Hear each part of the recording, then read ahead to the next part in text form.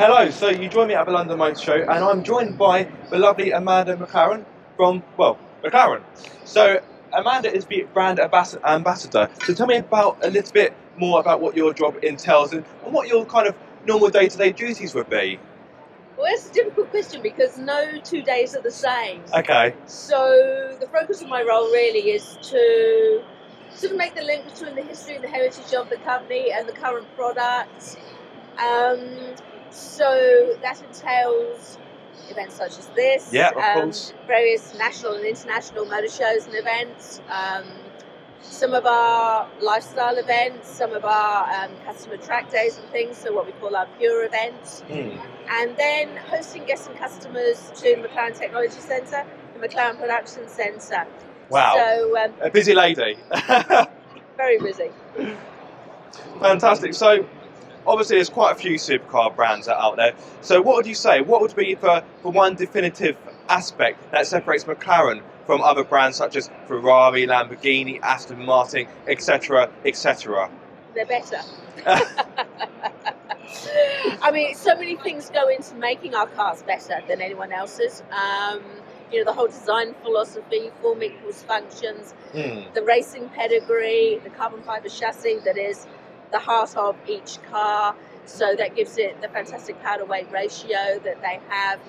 And I mean, you just got to look at them. They're stunningly beautiful. Oh yeah. But then so much fun and engaging to drive, and that's what it's all about at the end of the day. Is the thrill of the drive. So yes, in my opinion, they are the best supercars and sports cars in the world. Yeah, and I have to say, I've driven the 570S Spider, and I could simply feel how well engineered the car was, because although it's got a lot of brake horsepower, it's a very civilised car. And okay, some may want a bit more drama and a bit more theatre, but I love the way how it's accessible. If you're looking for your first supercar, or any, you know, if it's just buying a supercar in general, I love the fact that they are just so easy to drive and you can just enjoy them. Well, you're absolutely right. I mean, they are incredibly easy to drive slowly. Yeah, they are. Like a normal car. Yeah, like a hatchback. You know, the proactive chassis control makes them so comfortable on the road. And then you get to the track, and if you want that bit of performance, then you can start finding the horsepower and really enjoy them. But you can enjoy them just as much on the open road, you know, and just having some fun. Yeah, and the great thing is these sort of cars, you know, they don't have to be garage queens. You can drive them in the wet, or well, maybe not in the snow, but either way, you can drive them every day. Well, so many of our owners do use them as their daily driver. Yeah. You know, they are actually quite practical for such a high performance sports car or supercar. And of course, we do have our ice experience where you can drive them on the snow and the ice. Of course, so yes, you still can. Now, since the 12C, the automotive sector of McLaren has kind of exploded, really. Great success throughout the last few years. What would you say has been your biggest key to your success? Well, as you say, incredible success for a company that really is only just 8 years old. Yeah, incredible stuff. One of the keys to our success is we are always pushing that innovation. We're always looking for the next thing to make the cars better. Yeah. So we don't rest on our laurels, we don't just rebadge, rebody.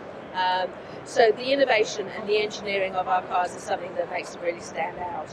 Now, the BP23, obviously there's only so much you can say about that car, because it's still very much in its development stage. It's all hush. But from your point of view, what's the most exciting thing that will come from that car? It's an interesting question. I think it's going to look like something quite different to the McLaren so far. Of course, it will be the most road focused of our cars and another step in the Ultimate Series. But I think that three-seater, that's going to be something that obviously hasn't been done since the F1. Yes, of course. And obviously we're doing 106 of them. Like the F1.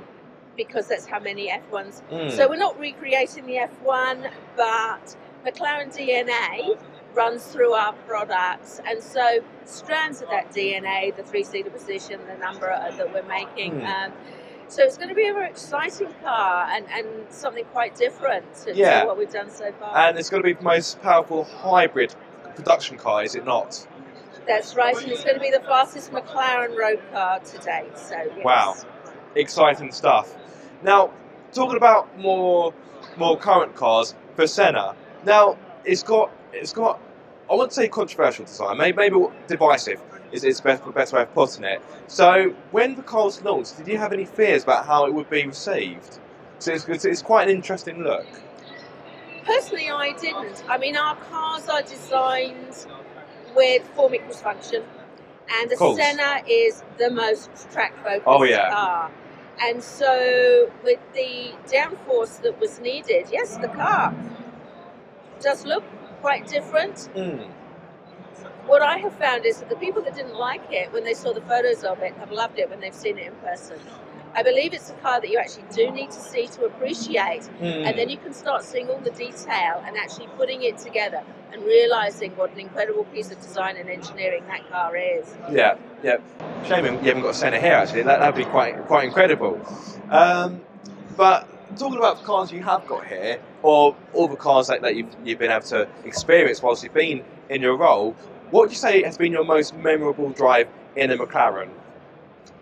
Well, it's actually not one of the cars that we produce right now, and it was the road car that my father built, the prototype M6 GT, and I was fortunate enough to drive that at Goodwood Revival in 2015. And it was a very special moment for me because at the time it was actually the first McLaren I'd ever driven. And of course it was my father's prototype and his road car and his next big vision for the company.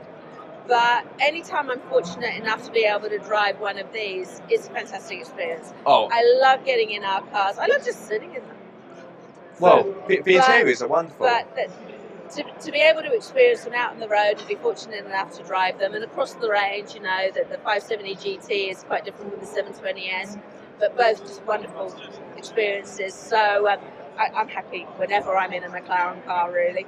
And let's face it, who wouldn't be? Because they are simply fantastic cars. Now I'm going to finish with this question, and it might be a bit of a difficult one for you. So how would you sum up how you feel about your brand? How would you sum up McLaren in just one word?